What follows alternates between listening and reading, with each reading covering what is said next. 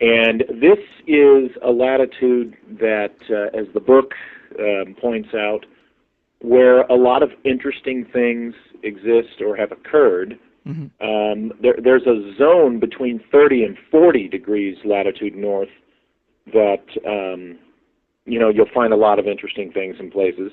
But 33 specifically has a few, interesting associations.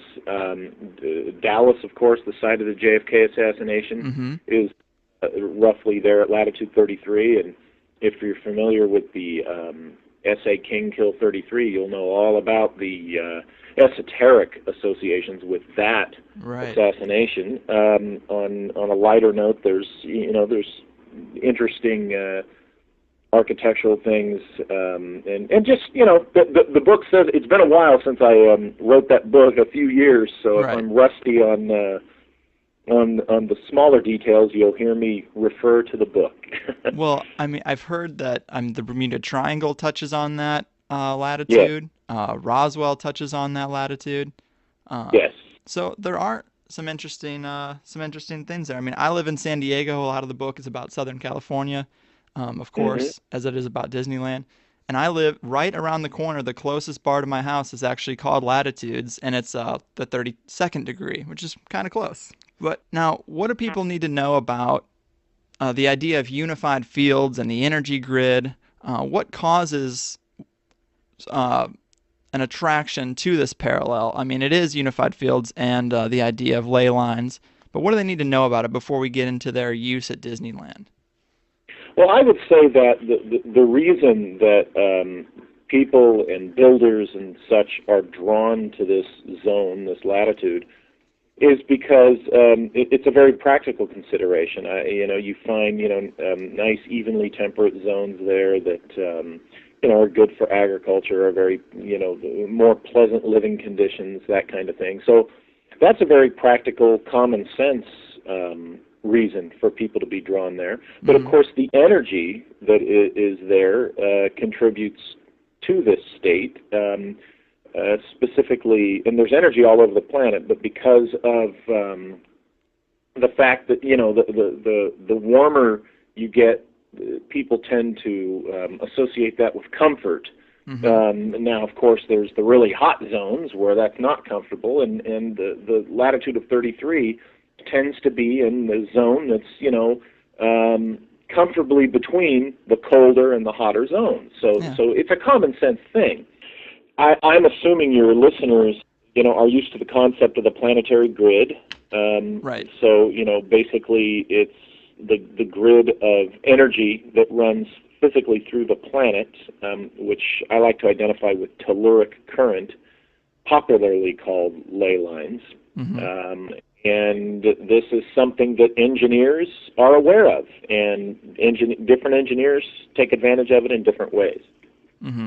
This is, it seems like it's been known about for a long time. A lot of people bring up the idea of ley lines and energy grids when talking about like lost knowledge or ancient technologies.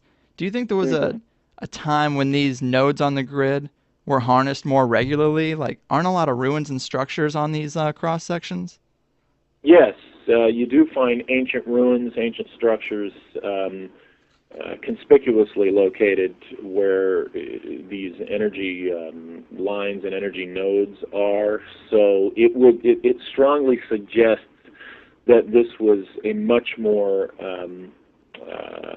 commonly known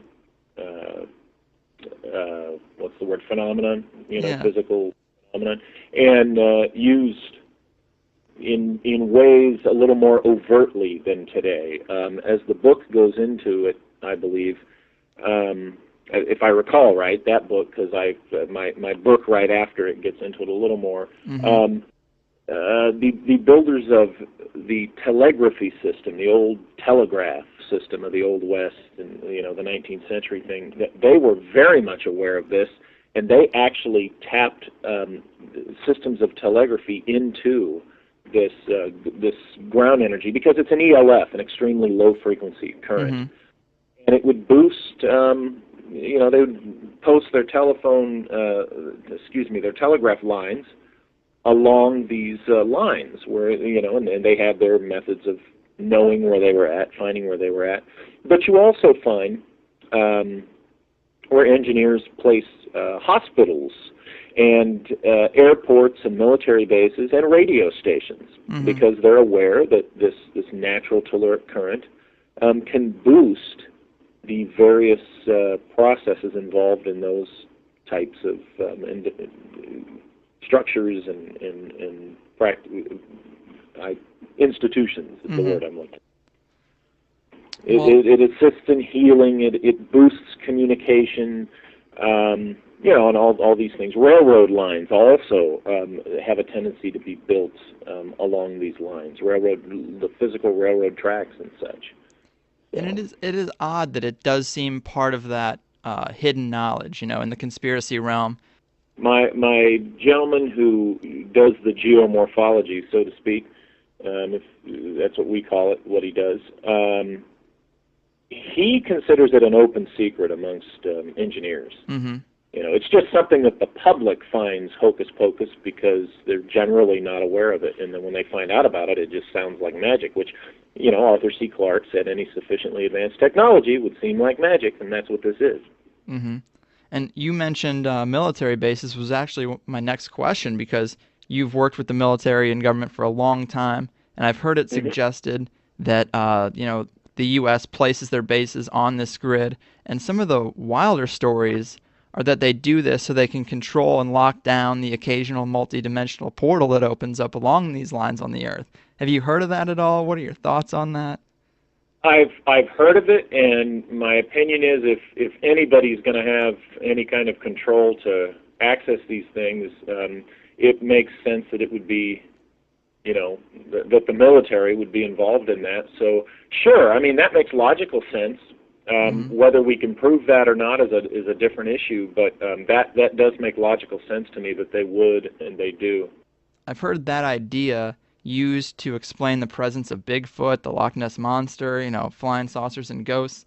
Even, I know you're familiar with Nick Redfern. I just had him on recently. His most recent book is The World's Weirdest Places. It's kind of along the same lines as that there are weird places that attract a strange phenomenon. Yeah, I'm in agreement with you. There's something to that. Well, where would you suggest, because I love the paranormal, I love the conspiracy world and all the mystery around it, but I've never had much of a personal experience. And if there were a place to go to, increase the chances of that, would you have a suggestion? Oh, yeah, there's any number. But my first question would be, do you feel you are, do you think you are truly prepared for it? Because I'll tell you, I don't like to call it a Pandora's box. Right. But, it's similar in idea, because once you walk through or open certain doorways, there's really no turning it off 100%. So you have to really think about that.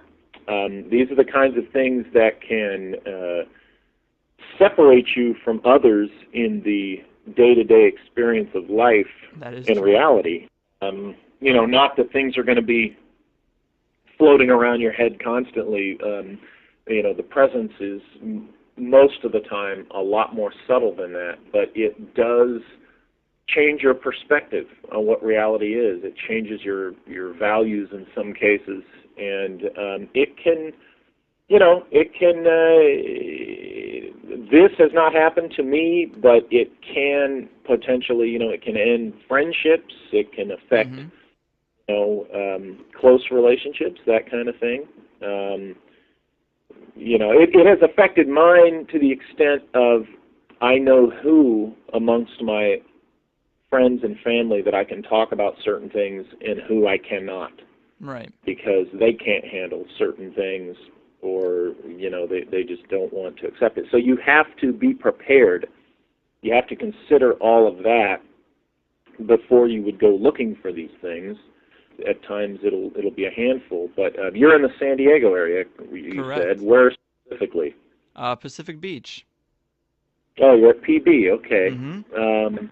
Well, I would recommend spending time. Do you spend much time in Balboa Park? I've been there. Yeah, I know Balboa Park pretty well. Spend more time there, Yeah. and also pay a visit to the Cabrillo Monument on Point Loma whenever you get a chance. Yeah, there's some And anomalous stories going on over there.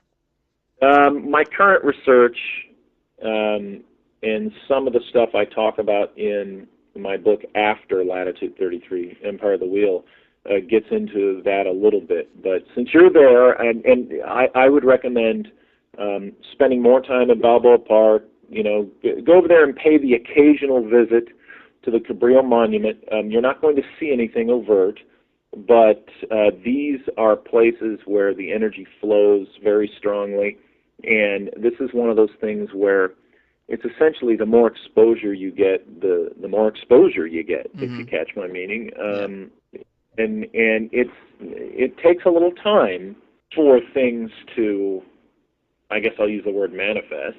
Right. That's really the best word. I would say I'm pretty ready for an experience. I mean, of course, you can say that as many times as you want. Yes, you. But I've had some strange experiences with psychedelics. I've tried to induce it that way.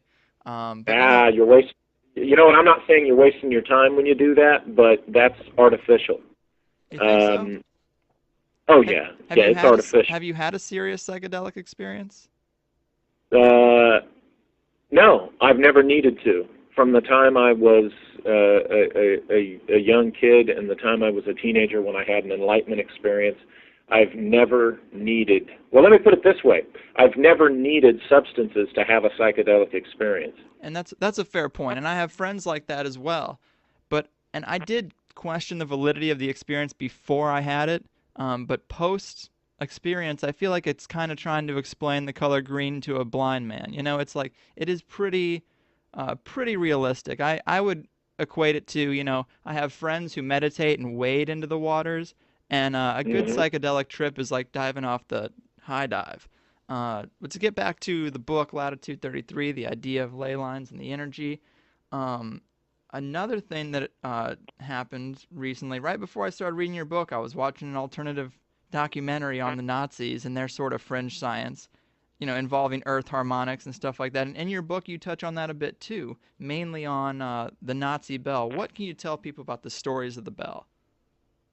Well, I can't tell it as good as Igor Kwiatkowski or Joseph Farrell, but the basics are that starting as early as the 1920s, the Nazi scientists, the German scientists during that era, were beginning to work on the principles of this device that was known as the bell, and they went into it looking for alternative propulsion systems for aircraft and potentially spacecraft.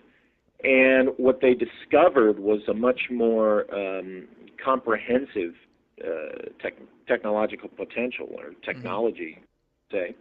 And it was actually, my understanding is that it was based on, the ancient Vimana technology, essentially, or they were messing with the same things, in which it was a rotating device. One part fit inside the other, and it counter-rotated, and there was a layer of a special mercury compound, liquid, that was pumped in between the two layers, and the combination of the counter-rotation and this mercury created fields, and these fields affected the physical, what's the word? It affected physical objects on the atomic level. It caused great destruction. It was responsible for the deaths of technicians. But it also had an effect on time-space. And so you can imagine all the theories, abound as to what this thing was and could do.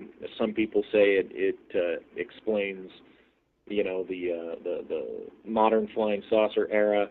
Others say, it was a time machine, and it could very well have been both.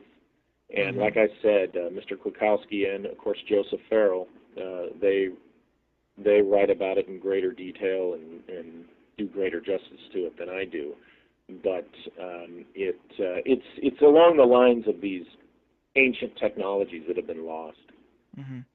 Yeah, I mean, it seems like this knowledge and use of this energy isn't really that rare. It's just a bit underground. And, it was at this point in my thought process when I was speculating based on the persistent rumor that Walt Disney was a 33-degree Mason, that it might be called the 33 degree because that's when they present you with the hidden knowledge of ley lines and the power of the 33rd degree. But you've looked into the idea that Walt was a Mason, and Right? sadly it seems to have no basis, despite a convenient similarity to the number 33, right? Yeah, that's and Walt Disney being a Mason is a persistent rumor that I personally try to put to rest because being a Mason myself, I contacted. Oh yeah. Yeah, I'm just a third degree Blue Lodge Mason, as they call it, and I said, well, heck, that's easy. Let's call some of the the state lodges, whatever, and I checked 2 or 3 Masonic sources. They came back and said, no, Walt Disney was never a Mason, never raised in a lodge, nothing. He had been involved in Demolay when he was a teenager. Well, Demolay, of course, is it's the youth organization of Freemasonry, but a lot of kids, a lot of young men were in Demolay that never really went on to become Masons. It was just kind of like being in, like if Kiwanis, I think they have something called the Key Club for high school age and stuff. A lot of these various fraternal orders that are, business and social orders and stuff, they have these. And, they just do good deeds for the public when they're kids, that kind of thing. And Disney was that. But he never went on to be a Freemason, and yet that rumor persists based on nothing more than people keep saying it. So I try to do my part to point out. Now let me ask you, is it easy to find out, like, if 33rd degree is the highest level, or at least the highest public level, to my understanding, is it easy to find out who's on that list? Well, if you have a lodge, a Scottish Rite Lodge, because the degrees that high are the Scottish Rite, if they're willing to, if you're asking about a famous person, yeah, I see where if you call them and there's an individual who, you're asking about, they're very likely to tell you, oh, yes, absolutely, member of this lodge, it achieved the 32nd degree and then went on to get 30. Not a whole lot of people become 33rd degree. It's often a posthumous thing. So. Are these societies, the Mason Society, Scottish Rite, are these the things, like, do you think that they hold some hidden knowledge that they release to you as you go up the ranks, or, what is the point of going from a 32nd to 33rd degree? Well, you got to remember, these organizations have a twofold existence. Primarily, they are philanthropic organizations. It's a way for businessmen and or civic leaders to get together and get to know each other, socialize, and network. But as a group, they sincerely and genuinely do good deeds for the community. It's their way of. And what I like about it is, I would rather these organizations do good things for the welfare of their fellow man than the government do it. The government can't sustain that. That's true. But these organizations are often made up of wealthy, successful men, and they're generous enough and philanthropical enough that they want to help the needy, and that's what these organizations. The Shriners Hospital is renowned for being a great hospital for children, and their burn center is legendary. So they do great things. Now, within an organization like that, just like within our everyday society or any neighborhood in America, you're going to have some people that are interested in the more arcane aspects, and therefore it serves that purpose for those who are interested in that. That's what I'm interested in. Yeah, that's what seems to be most fascinating about it, because it seems like maybe the way it looks to me as an outsider and a bit of a conspiracy theorist is up until a certain point, it's about that business relationship. But then, you'll have these guys who seek out those who are interested in that arcane, and they'll say, okay, you're ready to come up a level. You're up, let's go behind this closed door. And yeah, and if you use basic common sense and logic, you can see how that would work. Is you have a lodge and you have all the guys having their coffee cake and having some beers together, and they help the widows and orphans. And then you've got the guys higher up that are interested in this stuff, and they're watching and they're seeing, just like you spelled out, they would see, who is more suited to this knowledge. And yeah, they would be vetted and recruited into that knowledge in that way. That's logically how it would work. And I guess another argument that a lot of conspiracy theorists would make is that almost that those lower levels are pawns to the higher levels, because they're creating the philanthropic front that covers up the real damage they're doing at a higher level in secrecy. And that's debatable, but yeah, if you believe that these guys are the evil masterminds behind this stuff. Here's one thing you have to remember. A lot of people in the public don't know this, but when you become a Mason, you learn that we have a thing where it's just part of our thing. We don't defend ourselves publicly. We let people say whatever they want to say, and we do not defend ourselves publicly.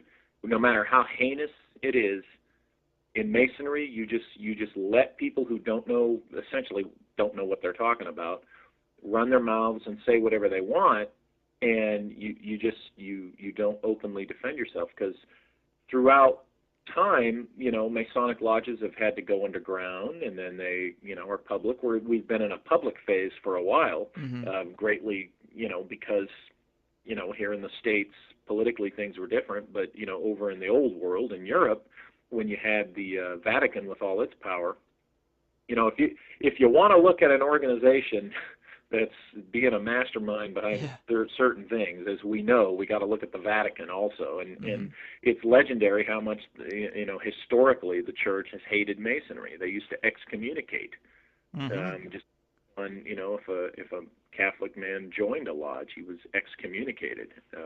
So a lot of what a lot of people don't know is the material that a lot of our present-day conspiracies are based on. This is stuff that was made up out of whole cloth by the Vatican back in the 19th century, just to slander Masonry. Stuff that wasn't true, because they didn't want their males joining the lodges. Yeah, there doesn't seem to be anything innately wrong with knowing about archaic symbolism and ley lines and principles of engineering that are inherent to the earth, the sacred geometry kind of thing.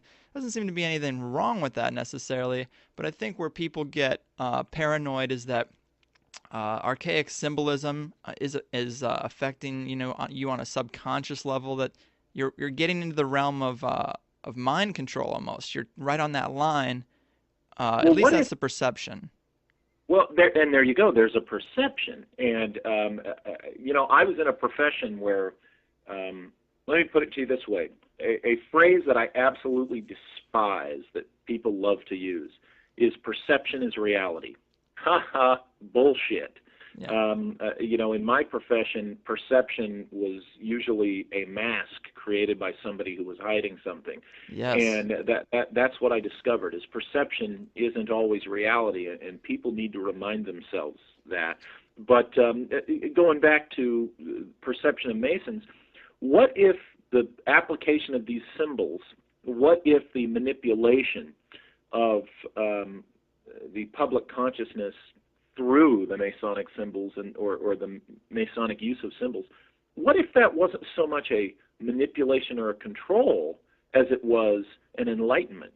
What if the presence of symbols, when you walk around, doing your daily business in a city that's full of these symbols, what if those are symbols that mean something to the subconscious, and actually are keys to unlocking the subconscious and giving you more awareness. And this, I argue, and I'm not the only one, but this, I argue, is why organizations like the Vatican powers and other true tyrants are against Masonry, because they know that these things free the individual, and that's what they're scared of. We live in an era right now that preaches the collective, and I'm telling you, that is dangerous. That's who you got to worry about, are the collectivists.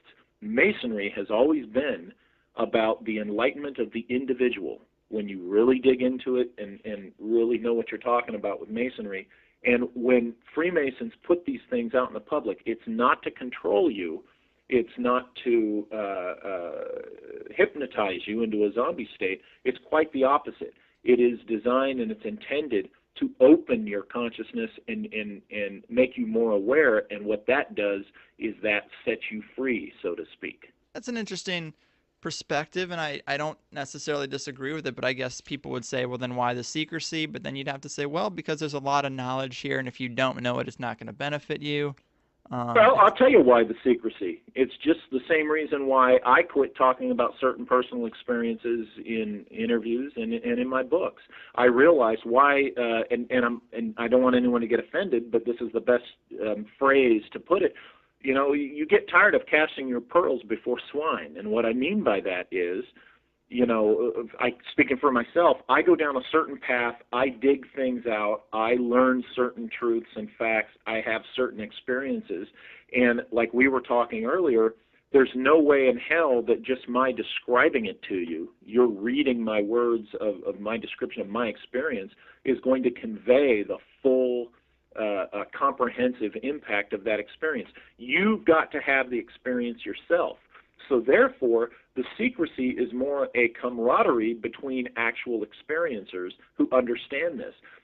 What I've come to learn is not everybody has a right to know about all this, unless they go and earn it. They do have it's there. It's out there for them to. They have a right to it, but they have to earn it. They don't have a right for somebody who has it to just give it to them. And I'm not about to, just give things to people. I would rather see them earn it, dig it out themselves, because they'll get more out of it. It's better for them. And I think that's what part of the secrecy is about. The other part of the secrecy is a very practical thing. You have to remember, during times of tyranny, Masonic lodges are condemned. And so these guys have to operate under the surface, and that's how you know who's a true member or who is maybe an infiltrator, from the bad guys speak. So it has a practical application, and it's not as sinister as people think. It's sinister as hell to collectivist-minded people, of course, because they don't like true individuality. So it scares the hell out of them. Fair. Yeah, I mean, not to get on a whole another tangent, but it seems like there's also a collectivist move. There's both the people who are afraid of the New World Order and the one world government, but then also, I see that among the enlightened, there's also another movement that eventually we will have to evolve into, a global society. When you see, at least in the stereotypical sci-fi way, beings from another planet, they've got to operate as a unit and get that all sorted out before they can really graduate to a place of real global prosperity. And I'd say there's probably something to that as well. I see that. I have come to see that more as mythology. I see that as the wet dream of the people who are true globalists, and they want people who are suspicious of globalism to believe in that. Here's the way I see it. As technology allows, you're going to have people who think like me. They're going to say, no, this evils of collectivism, with globalism, with this global community comes some really bad things. No, thank you. We don't want to participate. When the technology allows, just as people who think more freely got in ships and crossed oceans, these same kind of people are going to get in ships and cross the seas of space and just go to other worlds. I in a way, I wish there was that opportunity now. Yeah, that would be interesting. Yeah, and so you're always going to have free thinkers who see the evils of globalism and see it for what it really is, and understand why that's not such a peachy idea. Right. Corruption is everywhere, and the concentration of power only makes it easier for corruption to get a serious foothold. But let's There you go. let's bring this back to the book and Disneyland. We talked about the masonry. We talked, Walt Disney was not a mason, so if there if there was some some knowledge there to be had to place Disney in Anaheim on the cross section of these ley lines for a reason, where did this knowledge come from if it didn't come from Walt Disney? Well, as the book goes into and introduces the reader, there was a gentleman named C.V. Wood who was an engineer for the Stanford Research Institute, the legendary SRI, who was involved in a lot of interesting technology in the mid-20th century, and scientific remote viewing is the biggest one. That's, the people are familiar with the stories of the unit that employed Joseph McMoneagle and all those guys who are able to essentially, remote viewing is when you can open up your consciousness and describe places that are miles away from your position, thus remote viewing. And certain guys, researchers at SRI, were involved in the creation and development of the protocols that are used in this remote viewing concept. And that's probably what they're presently most famous for as far as what we would call paranormal. But there was a gentleman working there in the 50s, C.V. Wood, who was very interested in psychic phenomena and such things like that. And along came the Disney brothers, who came to SRI for much more mundane consultation regarding where to place their amusement park. And various locations were considered, but the location in Anaheim was finalized, and C.V. Wood was most involved with that. In fact, C.V. Wood was so enamored of the idea of Disneyland that he left SRI to go work for Walt and Roy as the main engineer building Disneyland. C.V. Wood was the head engineer on the building of the park. So to go to Disneyland, the physical layout and such, that was all C.V. Wood. He's the one who came up with that, and so therefore, as the book details, he's the one who placed the carousel on the intersection of ley lines. He's the one who shaped the park physically, placed it, he dug a bowl out of the earth and such. So all the things talked about in the book, as far as Disneyland being a psychotronic device, that can be credited to C.V. Wood. Yeah, and now this is where we're really getting into it, because most people don't know it was built in a bowl type layout. And we talked about the Nazi bell, we've talked about the harmonics and the energies of these ley lines, and it seems like your hypothesis is that the carousel itself is a spinning metal device located on the cross-section of these ley lines in its bowl. This is almost creating an energy bubble, or at least that's the theory, correct? Right, yeah, and it doesn't have to be metal, by the way. In the case of it just is a rotating device. You place it in conjunction with that ley energy, and theoretically you're going to get these results. You're going to get something that it's more than the sum of its parts. And the carousel was placed on the intersection of the three ley lines that are in Fantasyland, and the rotation of the carousel draws up the energy from these three lines, which is already 3 times more powerful than if it had been just on a single line. And it draws it up, but then also the rotation, the spin, then disperses it throughout the park. It spreads that energy throughout the park, and because the park is dug into a bowl, the energy spreads out, and as it flows out towards the berm of the bowl, it kind of has that effect where then it rolls back in on itself. So it does create this bowl of energy that is contained right there in the park. And this energy, what would you say the effects of this energy could be? And they seem to be, at least I've been to Disneyland recently, and of course, this effect is no longer in place. Right. I believe the device was disengaged in 1982 when they redesigned Fantasyland because they moved the carousel several feet. So the device has been disengaged, and that I attribute to why the park is really in some ways a shadow of its former self. There's several people that young folks who never got to experience Disneyland prior to 1982, and I tell you, they have not truly experienced what the device did. You would go to Disneyland, and it was like going to Vegas, where there's no windows in the casinos and there's no clocks. If you'll notice, they don't want you to know what they just want you to get lost in the experience and stay in there all day. Right. The Disneyland was a very similar experience. You'd go in there and you would literally forget that you were in the middle of Anaheim, California, and you would just get lost in this world and just having fun. I mean, you knew you were in an amusement park, but Right. it was not quite like any other. And I theorize, I present the idea in the book, the evidence that was a result, that was the intended result, I'm convinced, of this device, was just to enhance the personal experience of being at the park, a totally benign goal, objective. And so at the very least, you've got that as the reason why this was built and what its intention was. Now, on the other end, depending upon how receptive you are as an individual, psychically and such,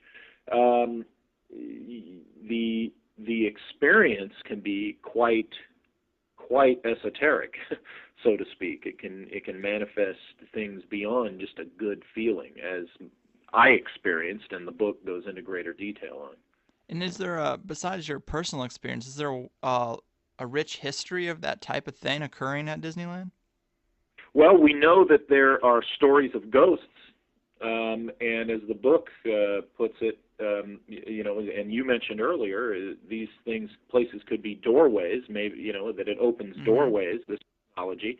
Now, after my book got out there, I had some people contact me, indeed saying that they had some similar experiences.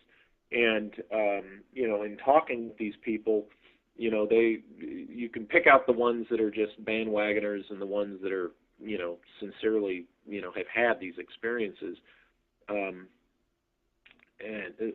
So yes, I would say based on that, there are people that have been having experiences. And again, the cutoff is 1982. With the device disengaged in 82, what I'm talking about, it's kind of sad. past. It can't happen. Right. Now whether Today they it's did just it on pure capitalism. It is a soulless place. It's just a you're right. thin gloss of I hate paint.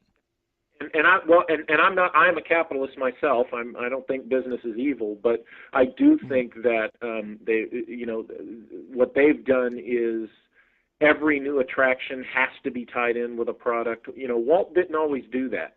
In the old days at Disneyland, not every attraction, it might have been tied into a sponsor, but that's how he got the place built. See, people don't realize that.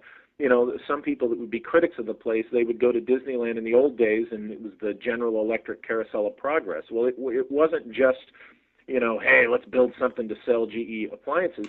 Walt and Roy, and this was C.V. Wood's idea, by the way.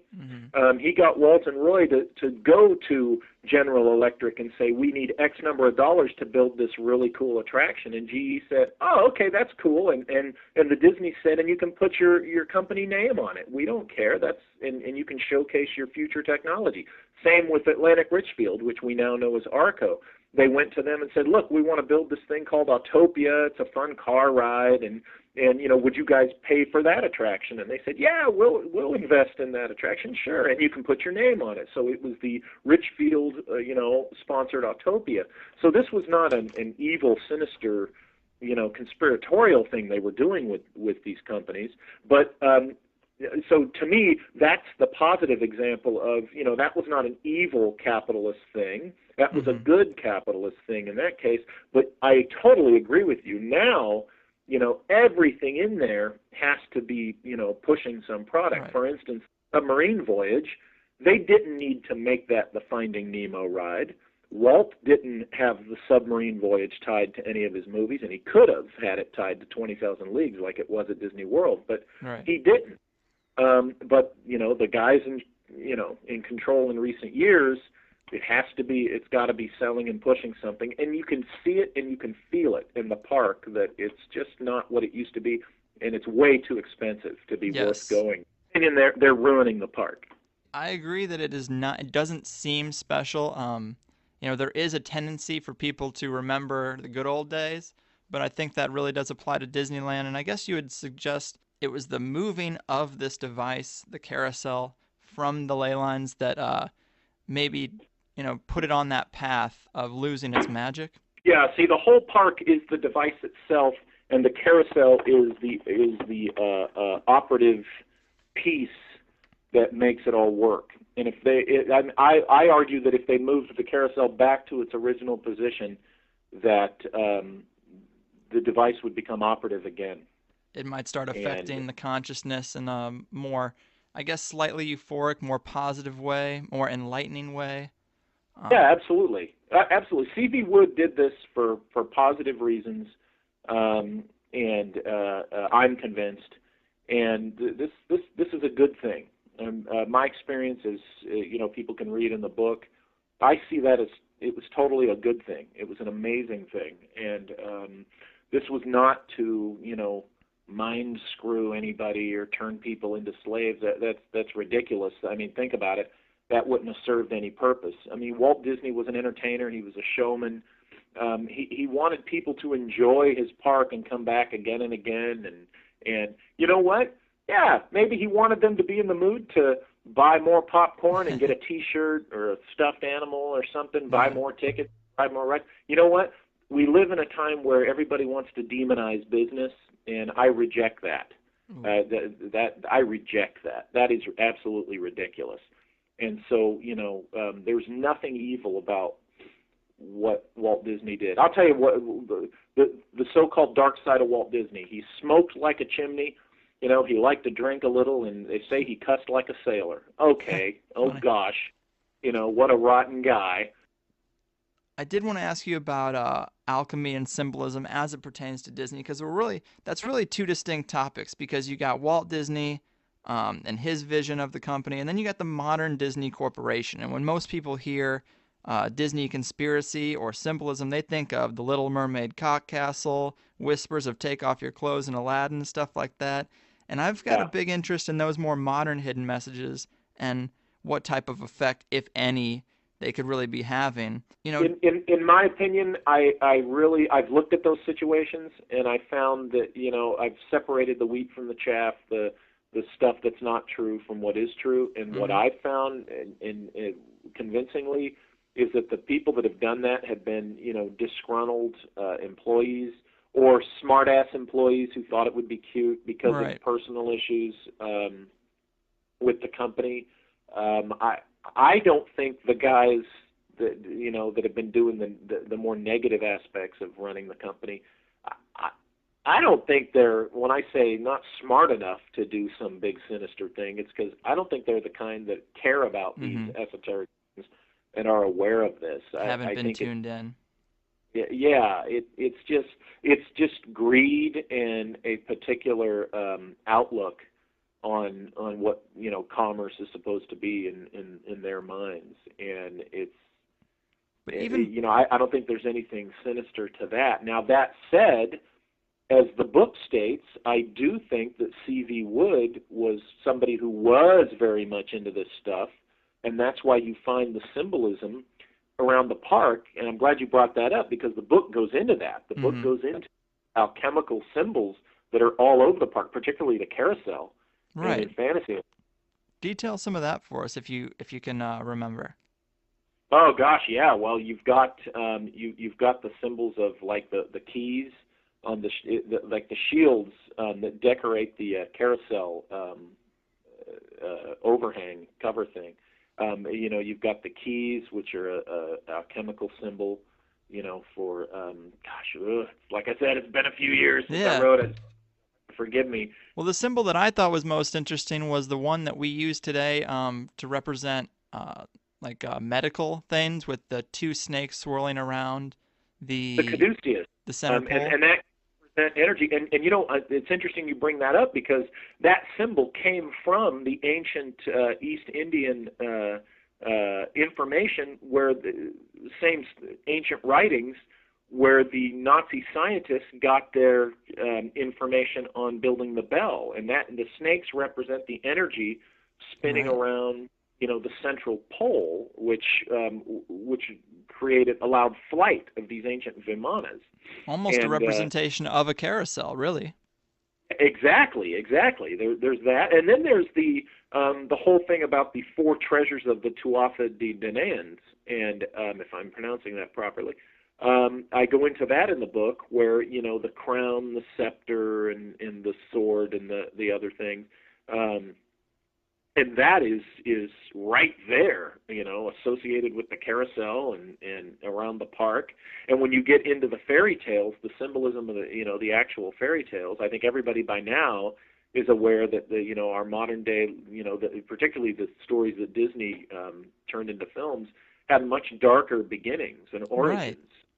Right. Not only darker, but they also seem to be less removed from reality. There seemed to be a little more of a tie to reality, in that some of these things like fairies and gnomes and whatnot were beings, cryptozoology beings, almost beings from a parallel universe, parallel dimension. Or absolutely, particularly in the case, some say, of the Tuathas in the Fomori.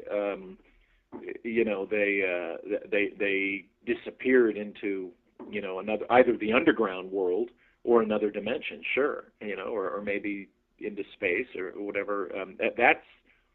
That's really wild stuff that I think is totally cool. That involved in the symbolism you find around the park and in fairy tales in general. One of my favorite things was when I mentioned in the book that the gnomes, the famous gnomes with the red conical hats, how those hats actually start out white. And people don't realize that they put these things in their gardens, and they put them on commercials for travel, companies, and cute little gnomes. But those red hats start white, and they turn red because they're dyed red with the blood of virgins that the gnomes drink out of them. Yeah, that was a dark, tidbit. Next time you see a garden gnome or you see that commercial on TV, you'll think of that. And so that's just one example of so these darker aspects we're talking about, but darker in the sense that it's not all evil from Satan. It's just darker in that most people aren't consciously aware of these things, and it's scary to them, because with that knowledge comes enlightenment that you can't always control, and that is a tremendous responsibility once you have it. Once you're consciously aware of things, you can walk around in a place like Disneyland and just see it all over the place, whereas other people that aren't aware of it, they're like, huh, what? That just looks like a decoration on the wall to them. And if they don't, code. If they're not aware of what it means, and then of course some people go, quite frankly, they go apeshit in the wrong direction. Once they learn that something has a meaning to it, or they simply learn the meaning of something, they go crazy and think, oh my gosh, the overlords are doing this to drive us into the New World Order, and it's okay, personally, I've kind of had enough of that, but because these things don't ever pan out the way the Chicken Littles say they're going to, but not yet. It's interesting, and C.V. Wood, I believe, built Disneyland to be a psychotronic device, in effect, that would simply, if it didn't open people's minds consciously, it would give them, it would enhance their good time at a fun place. That's what I really, truly have found his objective to be.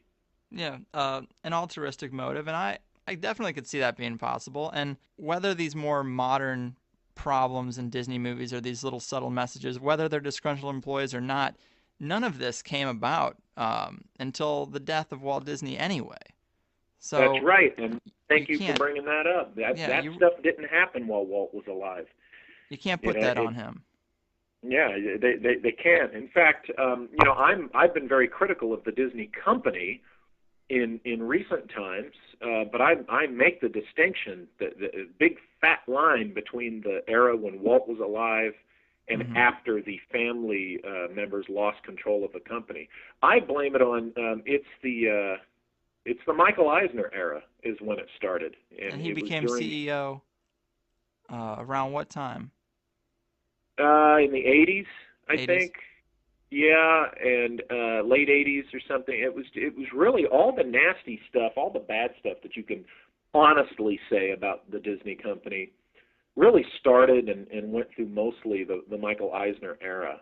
I mean, he's the guy that had the reins that has made the park way more expensive than Walt ever envisioned. He's the guy running the show when here's the thing, you got to understand. How old are you, Greg? I'm 27. You're 27, you're a youngster. I'm 49, okay? Guys like me and Adam, we remember what Disneyland used to be, and you would go to that park, and once it got fully up to speed, you'd go to that park, and there was never a dead zone in Disneyland. Every corner you went to, there was something there, and it was well maintained, and it was just even if it was just a pleasant, quiet little back corner where the little motorboat rides used to be, it was always well maintained. It was cleaned, and in recent years, Tomorrowland, and I talk about this a little bit in the book. Tomorrowland has become like the back room in your grandma's house, where just crap is stored and nobody goes in there. It's I see that everywhere. And you go to Disneyland now, and I actually see rails that have grime built up on them and paint chipped off. I got to tell you, Greg, never was Disneyland ever like that. They would every night clean that place, and if paint was chipped, it was fixed within 12 hours. I mean, you just never saw that. And in the Eisner era, the emphasis was not put on the parks. It was like, to hell with it, and let's crank up the ticket price, and people will still flock. And and do, but it's way too crowded. It's way too expensive, and it's just not up to par what it used sad. to be. It's sad that that I'll never really be able to experience that. But I guess to support my conspiratorial and anti-capitalistic view, I would argue that the wrong side of business, the wrong type of capitalist, always gets a hold of something and ruins it. And this is a prime example. They often do, let's say. Often, but the problem is that whether it happens gradually over time or rapidly, it never goes back to the way it was. And so you got 500 major companies over the past 100 years slowly getting taken over by the wrong type of capitalist, and then you have a situation where like we do today, where the control is out of control. It's way overboard, and you don't see anyone come along and clean them out. They only clean out the good guy. Well, at least that's we my live argument. in an era where visionaries are demonized. Walt Disney was a visionary, and we live in a society where we can't have visionaries, and that's the collectivists are scared to death of the individual who is truly a visionary, because that individual can do amazing things that does not serve the collective. Right. Just go man a cash register and shut the fuck up. That's the approach today. Exactly. And so the visionary, look what's done to Walt Disney. People have to demonize him. And I would argue that the people who demonize him are the ones who basically lack vision and are jealous of people like that. And I mean, we see that all the time. The people that are they stand tall above the crowd, and that's the first blade of grass that has to get mowed down by the jealous mediocre. Ayn Rand wrote about it in Atlas Shrugged, right? And in her other works, it's George Orwell wrote about it when I think it's 1984, where people are forced to wear people with good vision are forced to wear glasses that bring their vision down to be, everybody's forced to be mediocre because God forbid we hurt someone's feelings. All this, let's level the playing field, let's make everybody feel good, is seriously damaging human civilization because it's wussifying and wimpifying humankind. And let me tell you, that is every bit as sinister as anything a corporate guy is doing, because the goal of it is to turn everything into a big global new world order where everybody's more easily controlled because, the people who stand out will be afraid to stand out, or if they do, their head gets chopped off. Here's my general view. I find utopian thinking quaint and kind of childish. This reality we live in, this world we live in, it is exactly what it is supposed to be. Okay, we were never intended to make this a 100% fair and peaceful and wonderful world, this utopia. All we can do, as far as that's concerned, is change ourselves. All we can do is work on ourselves. If we work on ourselves, then our environment, I say our social environment, our national environment, our global environment will be better. But too many people want to think that they can make this reality we live in a utopia. And I argue it already is exactly what it's supposed to be. And that is when it's tough, when it's harsh, when bad things pop up, it's because that's supposed to test our individual character, see? And that's a fair point. Rather than try to change the world, which I might add, you're never going to do, it is a waste of time. But a visionary might say otherwise. Well, yeah, but, okay. I'm just messing with you, and there does seem remember, to be remember, I didn't say you always have to agree with the visionary. What I'm saying is we tend to demonize visionaries. Right. But a true visionary would probably hope for and strive for that utopia. And some good things come from that, but remember, people in hell want ice water. There's just some things that aren't going to happen, and I think you have to be practical. And even we're talking about Walt Disney. I think he was a practical visionary. Okay, and what I mean by practical was his vision. He's like, well, I can buy 160 acres over here in Anaheim and build my little amusement park, and people can come enjoy the practical application of my vision for a day. Yeah. And what they take from that, and if you put that out on the macrocosm,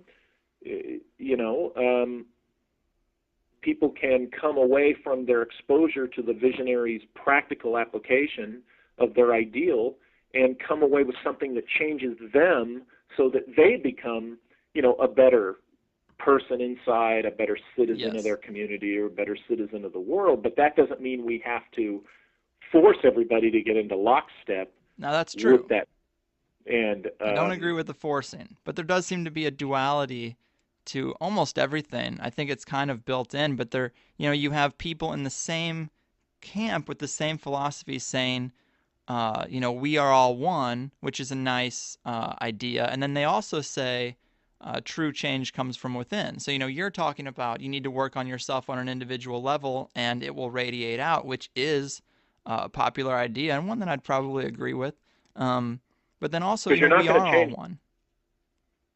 People aren't going to change the world by going out there to change the world.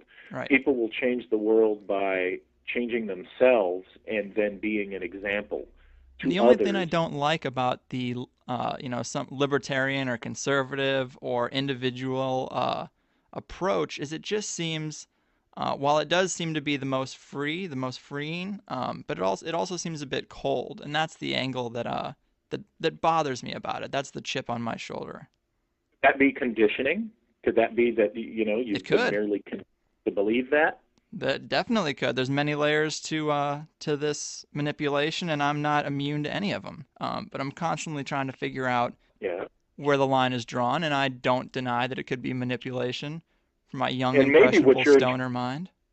Maybe what you're interpreting as cold is actually just really a faith in your ability to handle something that you think, and I'm speaking, in examples here, speaking hypothetically. You got a situation where, oh my gosh, I'm overwhelmed, blah, blah, blah, and an individualist would say, well, Overcome. I'll give you a hand to get your butt up back on your feet and press on.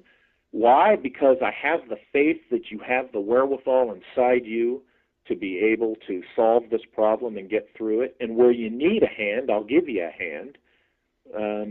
But the individualist, the libertarian, says, hey, I'll help you up, but I'm not going to carry you the whole way because it's not good for you.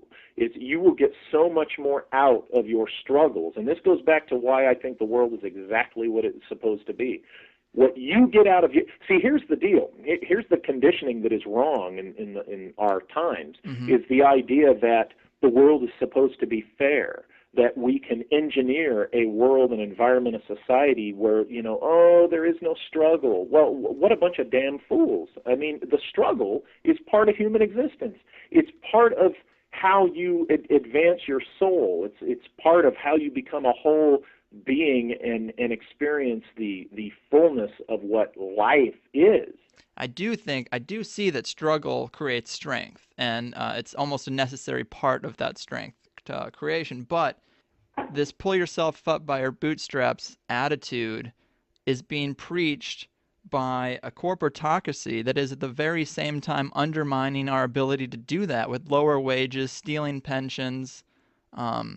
So it's all empty in a way in today's world. At least that's my view of it. And I would argue that's your conditioning, because there are governments who claim to be helping those very same victims. They're not doing anything better by making welfare and the dependency state more easily available. People just say, well, why should I bust my ass to improve my lot when I can get up to the equivalent of $40,000 a year on food stamps and all this other stuff? I'll just kick back and collect my stuff from the government, and they don't advance that way either. So here's the thing: both sides do nefarious things, right? Right. And it's hard for some people to know what's the good guys, what's the bad guys, and I argue that there's bad on both sides, and that's why it's to the individual. If you want to really know what's going on, if you want to be able to see the good guys and the bad guys and see who's doing the nefarious stuff, you owe it to yourself to enlighten yourself. And that's why, bringing it back to this, the more time you spend enlightening yourself on that esoteric level, the more you're going to be able to see things for what they are. And believe me, I have my things that I'm critical about in the capitalist world. But here's what life has convinced me of, that, like it or not, for all its imperfections, the free market and commerce and trade, these things that are in capitalism, these have been far better for humanity on the good things than the other way has ever been. And if you really look at history, honest history, you'll see that's true. Now, does that mean, people take advantage of it? Of course they do. This is why we have, laws, and this is why we have punishments. And, when somebody breaks the rules, you punish them for breaking the rules. But you don't throw the baby out with the bathwater. You go to a hospital, right? A hospital does great things. Well, you have a couple of doctors there that are doing rotten things. You don't outlaw hospitals just because a couple of rotten doctors. You take the license away from those doctors and you never let them practice medicine again. But you don't close the hospital down. Right. Yeah, that's fair. People see the evils. They see some bad eggs doing stuff in business, so they want to shut down capitalism. They want to tear it all down. Well, that's foolish, to put it in a word. And this is all part of the enlightenment thing. You get out there. You start looking for the big truths and understanding, these esoteric things, and the everyday things will even become more clear to you. And that's really why I espouse the path of individual enlightenment, because each person owes it to themselves. You're shortchanging yourself if you don't pursue this. And, the fact that, like you're willing, you're asking me, hey, where can I go to, that's the first step. You're someone who's smart enough and realize, hey, I want some of that. I want to know this stuff. And I'm glad to tell you, hey, go here, go there, be open to it, pay for it, but be open to it because it's there for the taking, and you owe it to yourself to do it, And you may not come away with the same exact spin, that I do, and that's okay. Right. That's okay. Well, hey, we're getting towards the end of the show here. I mean, it's been a fascinating conversation. I've always been interested in some of the mechanisms or the tools that create situations of power, which you could say this might fall into that category, even though it wasn't an evil thing. It definitely probably contributed to the success of Disneyland. And it's a really interesting topic I really hadn't heard discussed anywhere else. I'm glad you wrote the book, and I'm glad you came on the show today. Oh, well, thanks. I appreciate getting the chance to talk about it, and I hope we didn't meander off topic too much. But No. It's a very interesting book, and I think your listeners will enjoy it, and it's cheap too. Yeah, I absolutely encourage anyone to get it. There's a Kindle version, which definitely cuts down on costs and, makes it a little easier to get. But let people know before we go, what other projects are you working on? What do you got going on now in the future? Well, if they I would recommend they start with the Disneyland book before they would read the other book that I published last year titled Empire of the Wheel, which was a result of, after doing the Disneyland book, I wanted to research the ley lines that intersected Disneyland and spread out through Southern California, and that led me to the information in Empire of the Wheel, which is a much darker, bigger book. Mm-hmm. I am researching what could be the second book, but I'm not sure yet if I'm going to write that because I'm discovering things I'm not sure I want to share, and so I'm kind of neck deep in that research. I'm also making a film. I did a film titled Hell's Bells, a 46-minute silent short, which should be available on Amazon streaming very soon, and of course a DVD. Nice. I'm in the middle of putting together the DVD for that. Again, it's titled Hell's Bells. It's a silent movie set in 1929, kind of a comic horror film. Nice. And presently I'm shooting a horror film titled Chthonic, which is a sound film, a feature length. This one will be about 90 minutes, and it is very much, if you like the topics we talked about today or didn't get to in great detail, the alchemical and the esoteric and arcane stuff, it's a film about that. And identity, personal identity, in some cases gender identity, trans kind of thing. So wow. Just doing that. That's what I'm up to. Very awesome. Well, Walter, it was a real pleasure. Great chat. Hopefully someday we can get together again, maybe talk about Empire of the Wheel, get a little deeper into it. Well, maybe I can go I'm down in San Diego a lot. I could probably show you some